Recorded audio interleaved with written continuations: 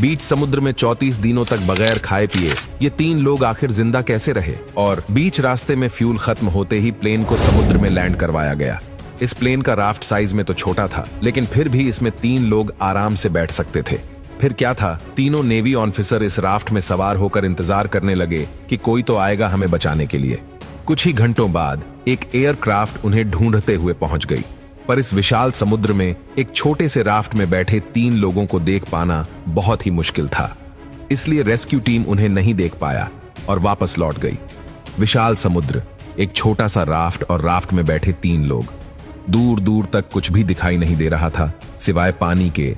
Rescue team के वापस जाने के बाद उन्हें घर जाने की कोई भी उम्मीद नजर नहीं आई। राफ्ट में ना तो खाने का सामान था और ना ही पीने के लिए मीठा पानी। भूखे प्यासे उन्होंने किसी तरह एक दिन गुजार लिया, पर रात गुजारना इतना भी आसान नहीं होता। उनका राफ्ट इतना छोटा था कि उनमें से कोई भी उसमें सो नहीं सकता था। रात में कुल्फी जमा देने वाली ठंड से भी बचने का कोई भी जरिया नहीं था। लेकिन करें भी तो क्या करें? आधी रात को पायलट को प्यास लग जाती है, लेकिन पीने के लिए समुद्र के पानी के अलावा और कुछ भी नहीं था। अगली सुबह पायलट सूरज को देखकर यह अनुमान लगाता है कि अगर हम इसी तरह बहते रहे तो कुछ ही हफ्तों में किसी न किसी आइलैंड तक पहुंच जाएंगे। तभी जिन कहता है कि यहां पर बहुत सारी मछलियां तैर रही हैं जो हमारे भूख को मिटा सकती है, लेकिन इसे पकड़ने के लिए हमें कांटे की जरूरत पड़ेगी। तब टोनी अपना खाली गन निकालता है और बंदूक में लगाई स्प्रिंग का यूज करके वो कांटा बना लेता है। उस कांटे को पानी में डालकर मछली पकड़ने की कोशिश करने लगा।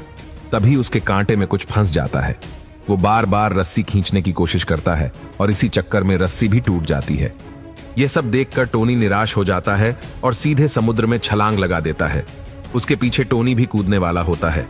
तभी हेराल्ड उन्हें रोक लेता है और कहता है कि यहाँ पर बहुत बड़े बड़े शार्क पाए जाते हैं। ये सुनते ही टोनी तुरंत ही बोट में चढ़ जाता है। भूखे प्यासे इसी तरह करीब 5 दिन गुजर जाते हैं। इन 5 दिनों में उन्होंने कुछ भी नहीं खाया, इसलिए वो तीनों बहुत कमजोर हो जाते हैं।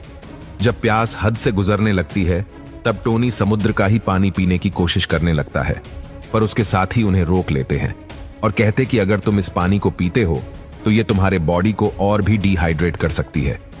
अचानक से हेराल्ड को यह याद आता है कि उसके जेब में एक पेंसिल रखी हुई है। वो पेंसिल निकालकर एक चार्ट बनाने लगता है जिससे वो अपने लोकेशन का पता लगा सके।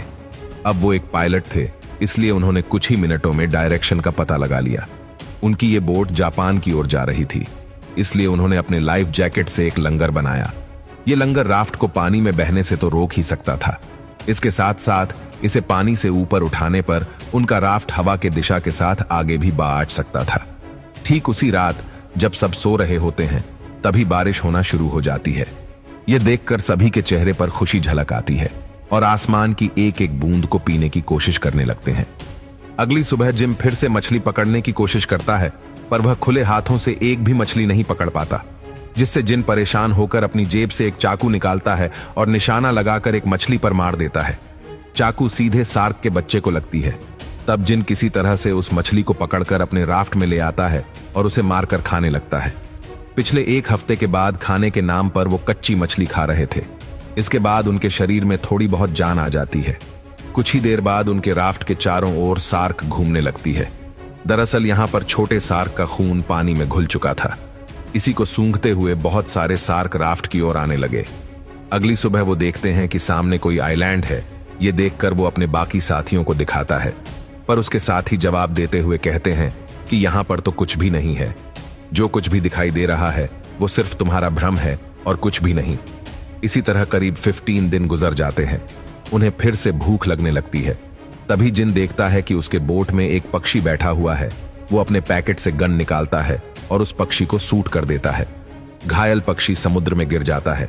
अब हेराल्ड सीधे पानी में कूद जाता है उस पंछी को वापस लाने के लिए। तभी एक शार्क भी उसके पीछे आ रही होती है। वो जल्दी जल्दी अपने राफ्ट की ओर आकर बैठ जाता है और शार्क उसके बोट के नीचे से निकल जाती है।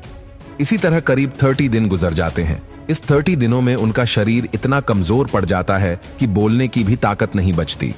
ठीक उसी रात फिर से बारिश होती है और फिर से उन्हें पीने के लिए पानी मिल जाता है। लेकिन यह बारिश अपने साथ एक बहुत बड़ा तूफान लेकर आया था। इस तूफान में उनकी बोट पलट जाती है। किसी तरह से तैरकर वो उलटी बोट पर ही बैठ जाते हैं और किसी तरह से वो इस भयानक तूफान से बच निकलते हैं। रात भर तूफान से लड़ने के कारण वो लोग इतना थक चुके होते हैं कि वो बोर्ड के ऊपर ही जिंदा लाश की तरह सो जाते हैं। टोनी अपने घर वालों को याद करते हुए कहता है कि मैं इतनी जल्दी हार नहीं मानने वाला, क्योंकि मेरी बहन मेरा इंतजार कर रही होगी। उसकी तो अभी तक शादी भी नहीं हुई, उसकी शादी भी तो करवानी है। इतना सब कहते ही टोनी उठ के बैठ जाता है और अपने हाथों से पानी को काटते हुए बोट को आगे ले जाने की कोशिश करने लगता है। और ऐसा करते देख उनके साथी भी बोट को आगे बढ़ाने की कोशिश करने लगते हैं। पर यह कोशिश बस कुछ ही मिनटों के लिए था, क्योंकि उनके शरीर में तो जान ही नहीं थी। करीब 34 दिन गुजर जाने के बाद एक उम्मीद की किरण नजर आई। जिन देखता है कि आगे एक आइलैंड है, और जब तीनों उठ के देखते हैं तो उन्हें सच में एक आइलैंड दिखाई देता है। इस आइलैंड को देखकर एक बार फिर से जीने की नई उम्मीद आ जाती है। अब वो तीनों मिलके नाव को आइलैंड की तरफ ले जाने की कोशिश करने लगते हैं। कुछ ही घंटों के प्रयास के बाद ही वो आइलैंड तक पहुंच जाते हैं। करीब 34 दिनों के बाद उन्हें एक सूखी धरती नसीब हुई। उस आइलैंड में दूर तक जाने के बाद उन्हें कुछ झोपड़ियां नजर आईं। वो तीनों उस झोपड़ी में चले जाते हैं। तो दोस्तों, इन तीनों के लिए भले ही सफर मुश्किलों भरा रहा, लेकिन ये हमें कुछ सीख दे गया। चाहे लाइफ में कितनी भी मुश्किलें क्यों ना हो, हमें कभी भी आस नहीं छोड़नी चाहिए, हार नहीं माननी चाहिए, क्योंकि एक उम्मीद जीना सिखाती है और जिंदगी से लड़ना भी सिखाती है।